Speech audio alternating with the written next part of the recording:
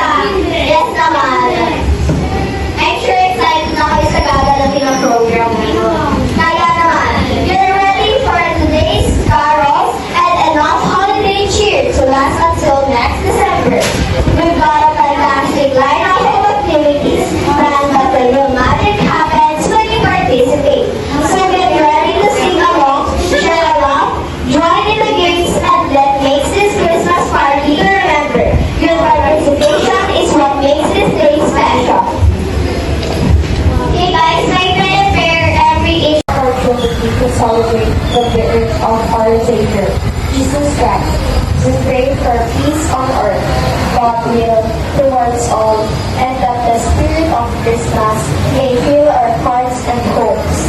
Bless this gathering, and may our time together be one of joy and fellowship. Amen. In the name of the Father, of the Son, and of the Holy Spirit.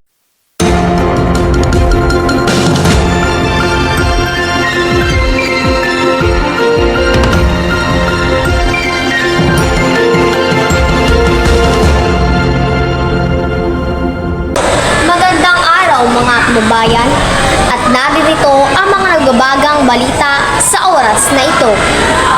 Nagkaroon ng interpretatibong pagbabasa kaninang umaga bandang 7:30 AM pagkatapos ng flag raising ceremony. At ang kwentong ibinasa ni Hallelujah Daniel C. Dasalia ay The Old Lion and the Fox. Ano nga ba ang kahalagahan ng pagkukwento? Nagpapalalim ng pakikipag-ugnayan sa iba, inspirasyon at pag-asa. At ito rin ay nagbibigay sa atin ng aral. Storytelling is magic. They can create other worlds, emotions, ideas, and make the everyday seem incredible. They can teach us empathy and take us on terrific journeys. Kami ang boses ng pagbabago. Ako si Queen Zerine V. Saluib, laging handa para sa bilis aksyon balita.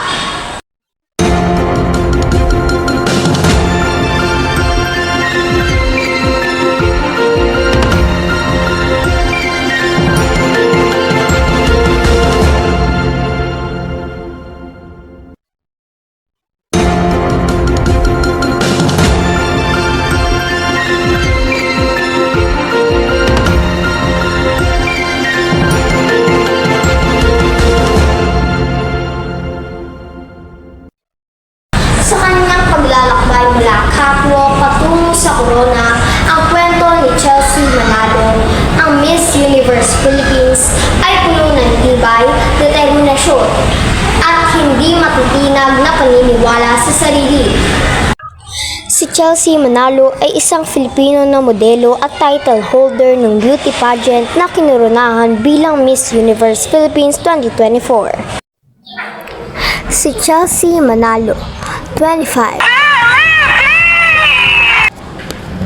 Sa ginanap na preliminary competition nitong Biyernes, ang kanyang nation costume na tinawag na Hiraya.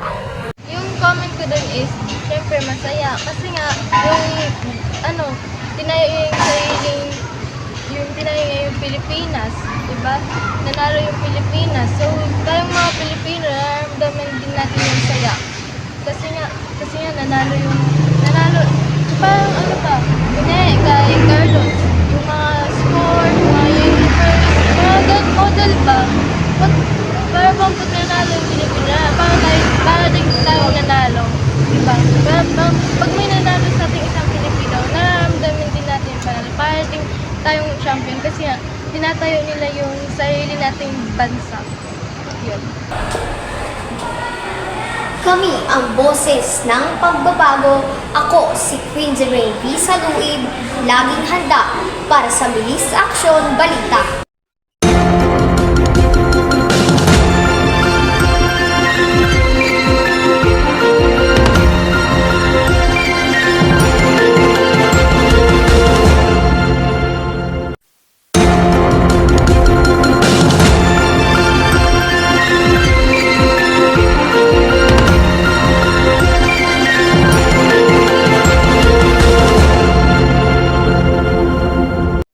Alam kong marami sa atin ang may iba't ibang karanasan at kaalaman sa larangan ng edukasyon. Ang mga aklat na mula kay Don De Leon ay pinamahagi kaninang alas 10 ng umaga. Ang pamamahagi ng libro ay may mahalagang papel sa pagpapalaganap ng kaalaman, palitan ng kultura at pagpapalaganap ng karunungan at edukasyon. Ano po, matututo po yung mga bata sa pagbabasa, tapos pag-iintindi ng mga kwento, at pwede rin po sila matutulog sulat. Ano? Wastong edukasyon para sa maayos na kinabukasan. Kami ang boses ng pagbabago. Ako si Queen Zerine V. Saluib, laging handa para sa bilis aksyon balita.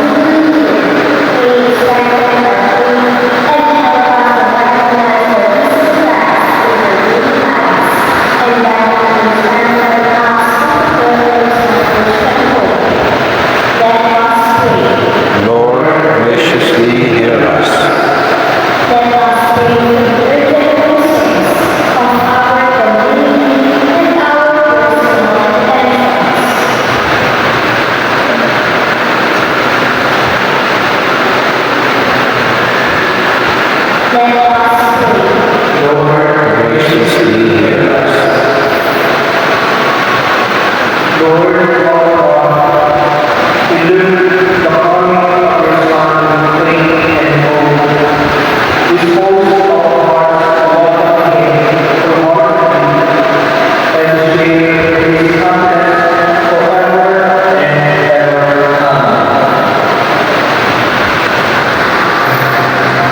Amen.